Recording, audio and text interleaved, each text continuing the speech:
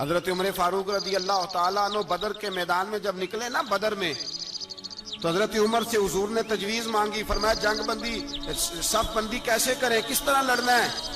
جناب عمر فاروق رضی اللہ تعالیٰ عنہ کہنے لگے حضور یہ جتنے آئے ہیں نا کافر لڑنے، یہ کسی کا کوئی چاچا لگتا ہے، کسی کا کوئی ماموں لگتا ہے، کسی کا بھائی ہے، کسی کا بیٹا ہے، تو محبوبہ صف بندی کی کیا ضرورت ہے؟ جو میرے رشتہ دار ہیں میرے حوالے کریں، میں گردنیں کاٹ کے آپ کو دیتا ہوں، جو ابو بکر کے رشتہ دار ہیں وہ ابو بکر کے حوالے کریں، وہ گردن کاٹ کے دے، جو علی کا کچھ لگتا ہے وہ علی کے حوالے کریں۔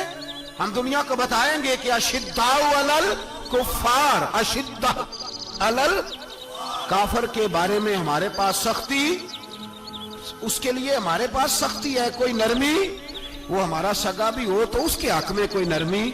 حضرت عمر نے اپنے سگے ماموں کی گردن کاٹی بدر کے دن، سگے ماموں کی۔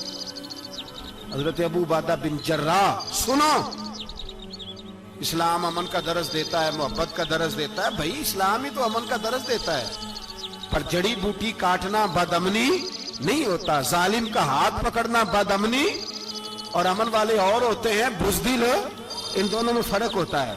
امن والا بننے کا کہا گیا ہے، بزدل بننے کا کہا۔ میرے نبی پاک نے جو بدر میں تلوار اٹھائی تھی، زرہ پہنی تھی، حضور علیہ السلام نے لوہے کی جیکٹ پہنی تھی، تو وہ بھی میرے رسول پاک نے امن کے لیے ہی پہنی تھی۔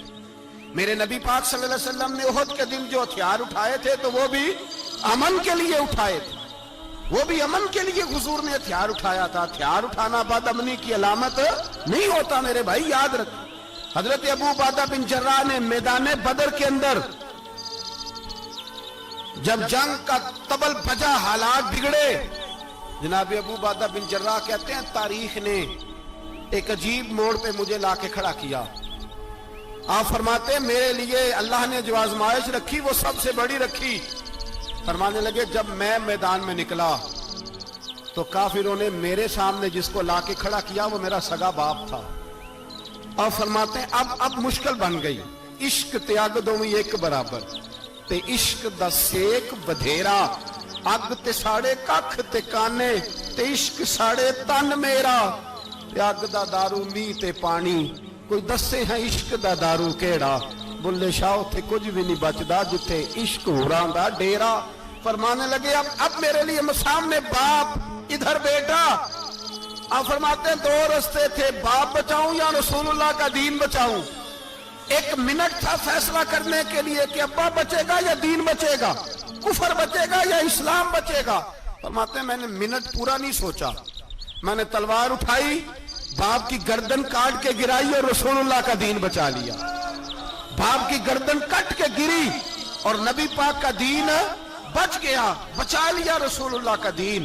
حضرت عمر نے ماموں کو مارا۔ حضرت مصعب ابن عمیر کہتے ہیں تاریخ مجھے بھی لا کے کھڑا کرتی ہے بدر کے میدان میں، تو کفر کا لبادہ اوڑھ کے جب سامنے آیا تو وہ میرا سگا بھائی تھا، سگا بھائی۔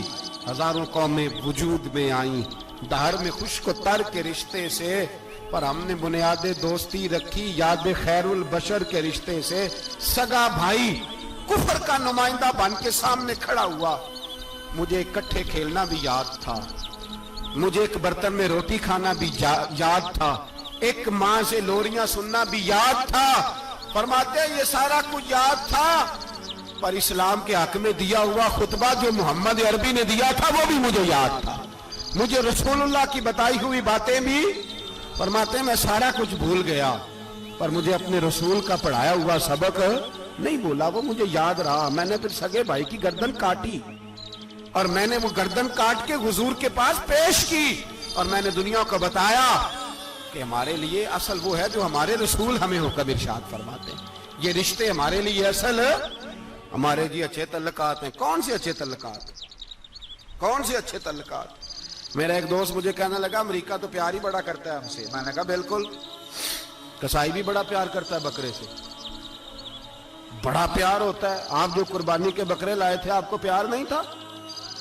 ذبح کرنے سے پہلے اس کو پانی بھی پلایا، چارہ بھی کھلایا، غسل بھی کرایا، پر آخر میں کیا کیا؟